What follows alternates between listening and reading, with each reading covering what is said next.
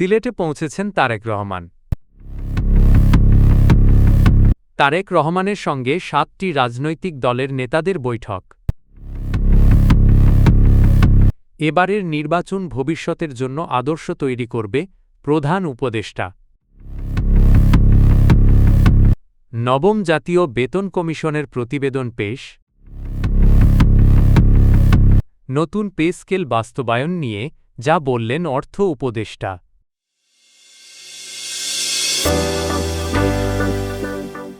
বিএনপির চেয়ারম্যান তারেক রহমান সিলেটে পৌঁছেছেন। বুধবার রাত ৮টা ১০ তিনি সিলেট ওসমানী আন্তর্জাতিক বিমানবন্দরে অবতরণ করেন। এ সময় তার সঙ্গে ছিলেন বিএনপির মহাসচিব মির্জা ফখরুল ইসলাম আলমগীর সহ কেন্দ্রীয় ও স্থানীয় নেতারা। বিমানবন্দর এলাকায় নেতাকর্মীদের ব্যাপক উপস্থিতিতে তৈরি হয় উৎসবমুখর পরিবেশ। বিমানবন্দর থেকে তারেক রহমান সরাসরি হজরত শাহজালাল রহ. মাজার জিয়ারত করেন, পরে হজরত শাহপরান রহ. মাজার জিয়ারত শেষে দক্ষিণ সুরমার সিলামে তার শ্বশুরবাড়ির উদ্দেশ্যে রওনা হন। তার আগমন উপলক্ষে মাজার প্রাঙ্গণে বিশেষ পরিচ্ছন্নতা ও নিরাপত্তা ব্যবস্থা নেওয়া হয়।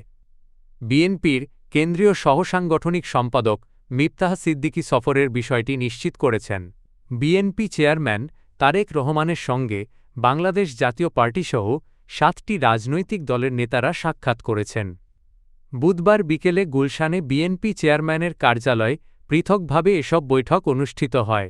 তথ্যটি নিশ্চিত করেছে বিএনপির মিডিয়া সেল। সাক্ষাৎকারে অংশ নেওয়া দলগুলোর মধ্যে ছিলেন বাংলাদেশ জাতীয় পার্টির বিজেপি আন্দালিব রহমান পার্থগণ ফোরামের সুব্রত চৌধুরিয়াম জনতার পার্টির মিয়া মসিউজ্জামান ও তারেক রহমান্যাব ভাসানীর অ্যাডভোকেট আজহারুল ইসলাম জনঅধিকার পার্টির ইসমাইল হোসেন নেজামী ইসলাম পার্টির একেএম আশরাফুল হক এবং গণতান্ত্রিক বাম ঐক্যের হারুন চৌধুরী। তারা নিজ নিজ দলের নেতৃত্ব দেন। এছাড়া ঢাকা রিপোর্টার্স ইউনিটির সভাপতি আবু সালেহা আকন ও সাধারণ সম্পাদক মাইনুল হাসান সোহেলের নেতৃত্বে সংগঠনটির কার্যনির্বাহী কমিটির সদস্যরাও তারেক রহমানের সঙ্গে সৌজন্য সাক্ষাৎ করেন। প্রধান উপদেষ্টা অধ্যাপক মোহাম্মদ ইউনুস বলেছেন, ত্রয়োদশ জাতীয় সংসদ নির্বাচন এমনভাবে আয়োজন করতে হবে যেন এটি ভবিষ্যতের জন্য একটি আদর্শ নির্বাচন হিসাবে প্রতিষ্ঠিত হয়।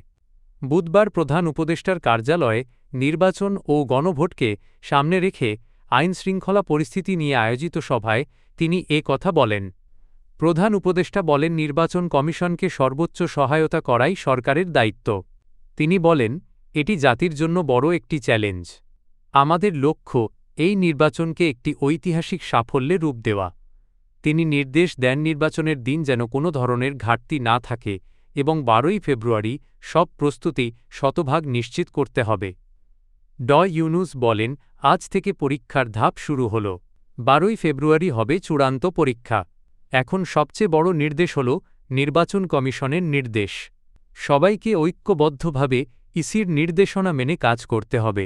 নবম জাতীয় বেতন কমিশন নির্ধারিত সময়ের ৩ সপ্তাহ আগেই তাদের প্রতিবেদন প্রধান উপদেষ্টা অধ্যাপক মোহাম্মদ ইউনুসের কাছে জমা দিয়েছে। বুধবার বিকেলে কমিশন প্রধান জাকির আহমেদ খানের নেতৃত্বে ২৩ সদস্যের কমিশন রাষ্ট্রীয় অতিথি ভবন যমুনায় প্রতিবেদন উপস্থাপন করে। এ সময় অর্থ উপদেষ্টা সালেহুদ্দিন আহমেদ, অর্থ সচিব খায়রুজ্জামান মজুমদার সহ কমিশনের সব সদস্য উপস্থিত ছিলেন। সরকার ২০২৫ সালের ২৭শে জুলাই এই বেতন কমিশন গঠন করে এবং ৬ মাসের মধ্যে প্রতিবেদন দেওয়ার সময়সীমা নির্ধারণ করেছিল। নির্ধারিত শেষ তারিখ ছিল ১৪ই ফেব্রুয়ারি ২০২৬। তবে কমিশন নির্ধারিত সময়ের আগেই কাজ শেষ করেছে এবং বরাদ্দ বাজেটের মাত্র ১৮% ব্যয় প্রতিবেদন প্রস্তুত করেছে। প্রতিবেদন গ্রহণ করে প্রধান উপদেষ্টা সন্তোষ প্রকাশ করেন। তিনি বলেন, এটি একটি বড় কাজ। মানুষ দীর্ঘদিন ধরে এর জন্য অপেক্ষা করছিল। আউটলাইন দেখে বোঝা যাচ্ছে এটি অত্যন্ত সৃজনশীলভাবে করা হয়েছে। নির্ধারিত সময়ের প্রায় ৩ সপ্তাহ আগেই নবম জাতীয় বেতন কমিশন তাদের চূড়ান্ত প্রতিবেদন প্রধান উপদেষ্টা অধ্যাপক মোহাম্মদ ইউনুসের কাছে জমা দিয়েছে। বুধবার বিকেলে কমিশন প্রধান জাকির আহমেদ খানের নেতৃত্বে ২৩ সদস্যের কমিশন রাষ্ট্রীয় অতিথি ভবন যমুনায় প্রতিবেদনটি উপস্থাপন করে। এ সময় অর্থ উপদেষ্টা সালেহ উদ্দিন আহমেদ সহ সংশ্লিষ্ট কর্মকর্তারা উপস্থিত ছিলেন। প্রতিবেদন গ্রহণ করে প্রধান উপদেষ্টা সন্তোষ প্রকাশ করেন। তিনি বলেন, এটি একটি বড় কাজ।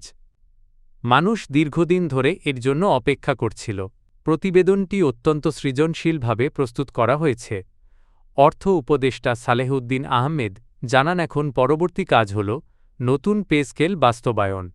এজন্য শিগগিরই একটি বাস্তবায়ন কমিটি গঠন করা হবে।